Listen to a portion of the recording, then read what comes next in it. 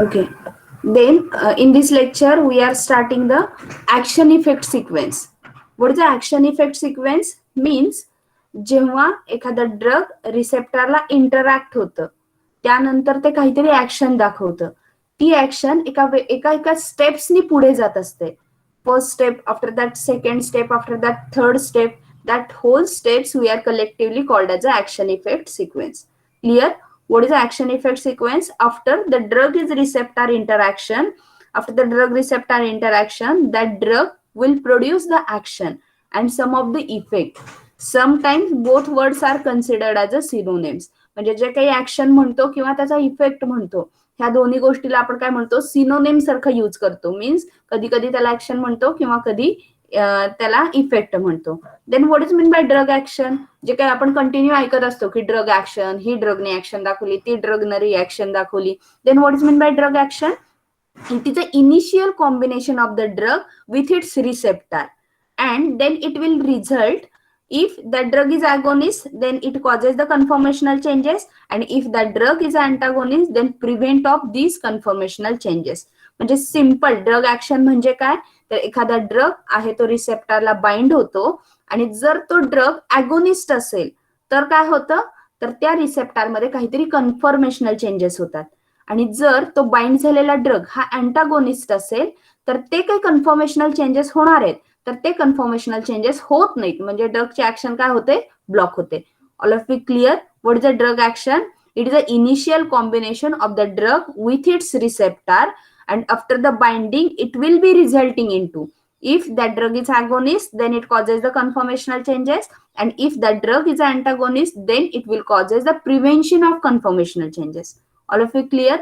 Then next there is a anaphylaxis. What is anaphylaxis?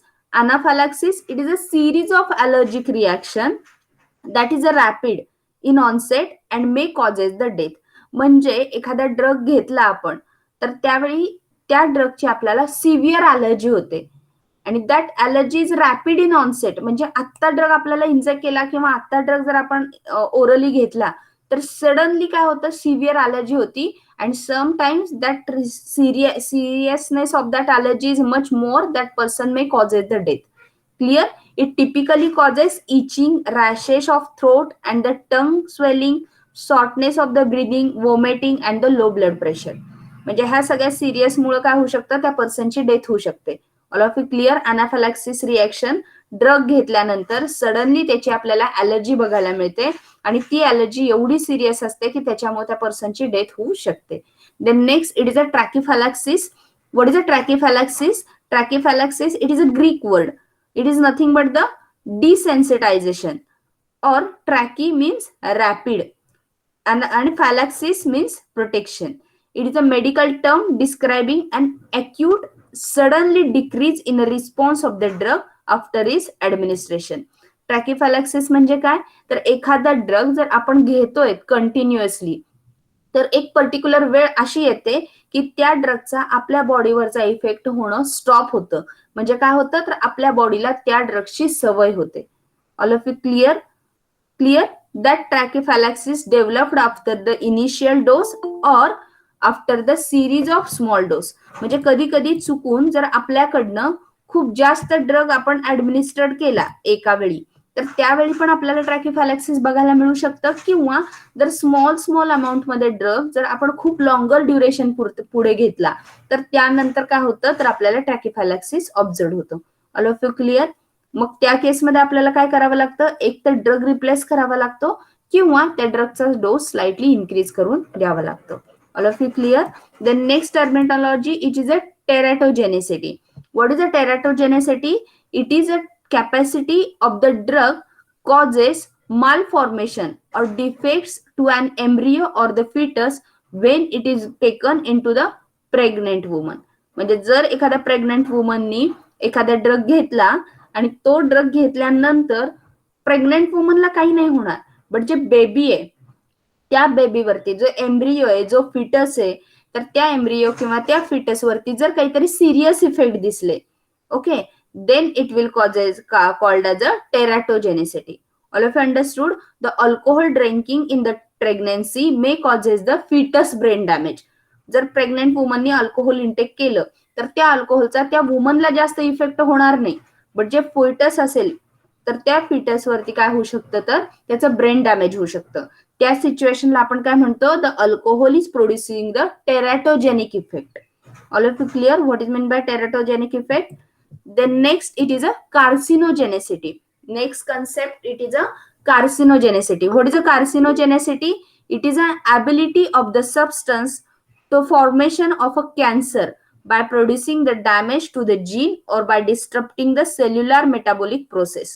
म्हणजे काय, तर एखादा ड्रग जर आपण घेतला आणि तो ड्रग घेतल्यामुळं आपल्या बॉडीमधले जे जीन्स आहेत ते जर काही अफेक्ट होत असतील किंवा जे सेल्युलर मेटाबॉलिक प्रोसेस आहे, जी आपल्या बॉडीची कंटिन्यू चालणारी प्रोसेस आहे, त्या प्रोसेसला जर इफेक्ट होत असेल आणि त्याचा रिझल्ट म्हणून काय होत असेल, तर त्या पर्सनला कॅन्सर होत असेल, तर त्या ड्रगला आपण काय म्हणतो, the drug is showing the carcinogenic effect.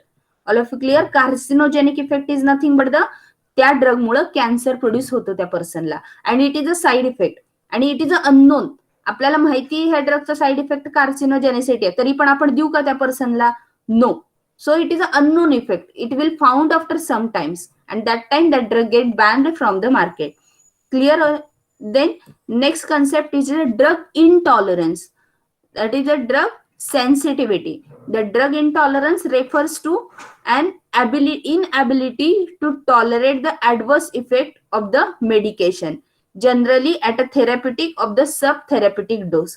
म्हणजे एखादा drug, intolerance is nothing but the एखादा ड्रग आपण थेरॅप्युटिक डोस मध्ये घेतलाय, okay, then it will show the serious adverse effect.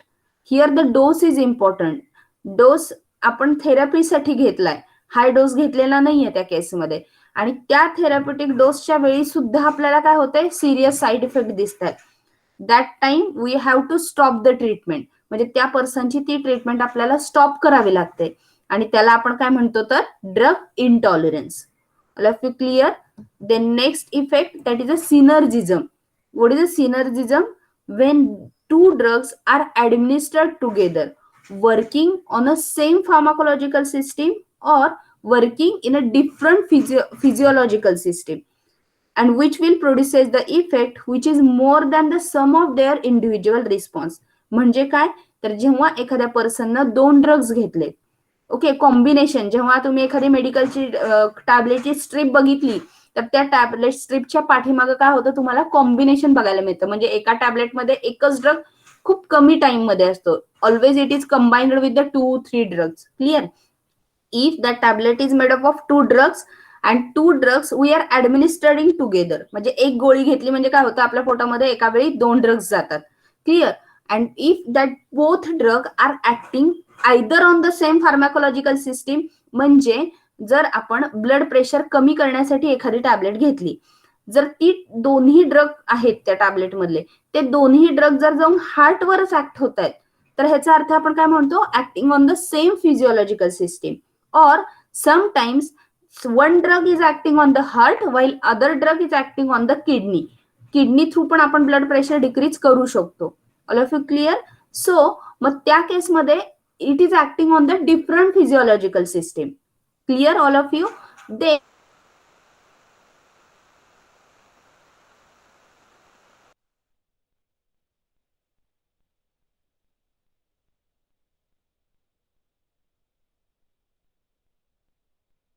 ते दोन्ही सेपरेट दिले तर जेवढा रिस्पॉन्स मिळणार आहे त्या दोन्ही रिस्पॉन्सला जर आपण कंबाईन केलं तर त्या दोन्हीच्या कॉम्बिनेशन मिळालेला रिस्पॉन्स हा नेहमी कॉम्बिनेशन पेक्षा जास्त असतो.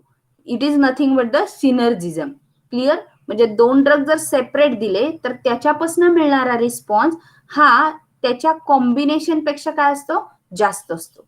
It is called as a synergism. All of you clear?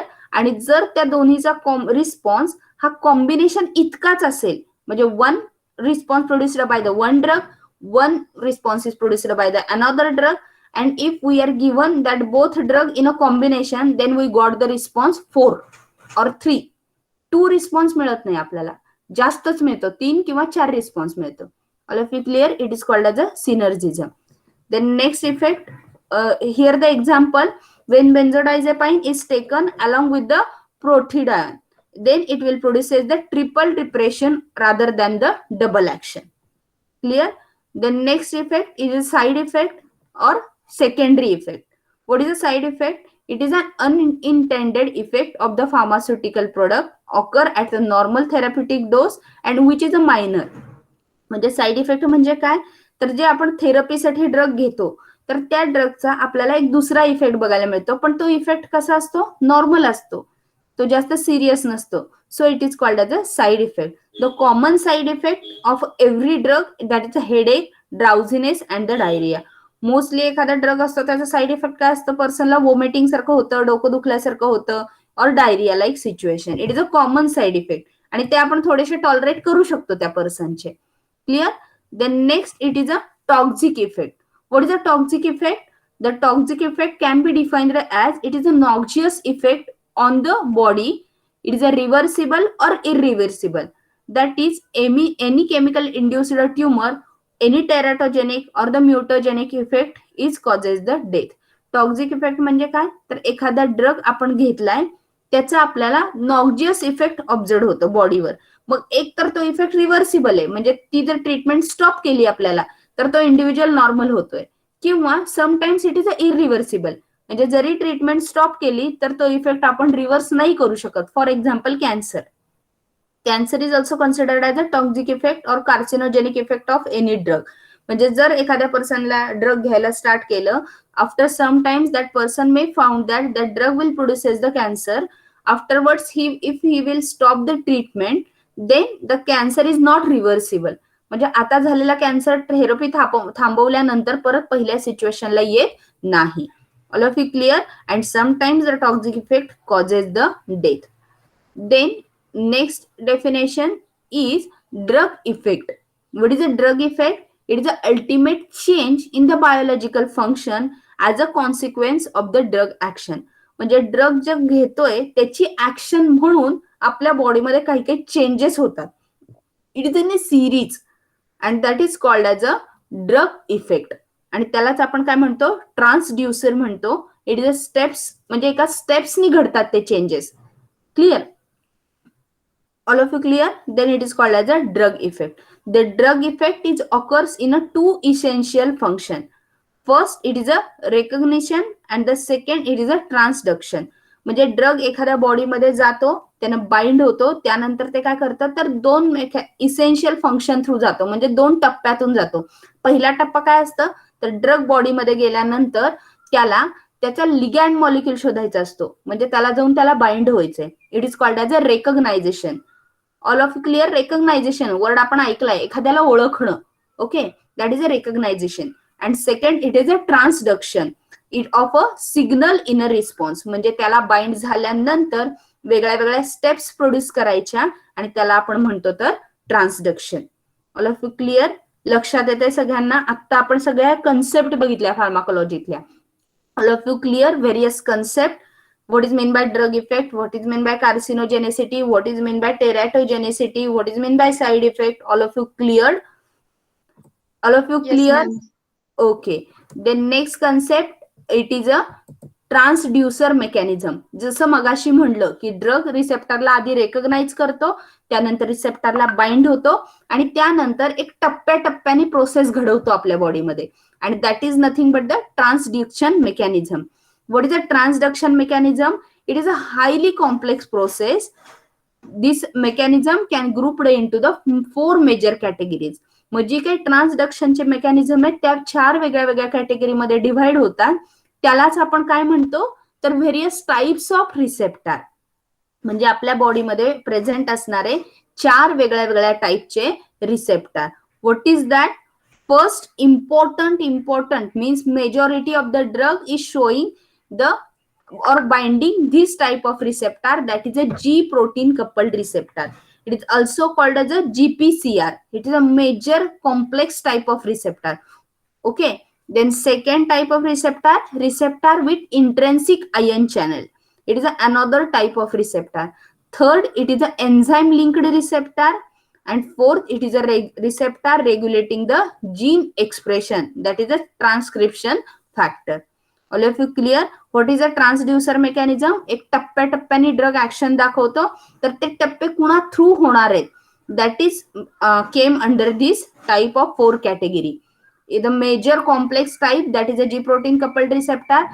Second, it is a receptor with intrinsic ion channel. Third, it is the enzyme linked receptor. And fourth, the receptor regulating the genetic expression, that is a transcription factor. All of you clear? Anyone have any doubt?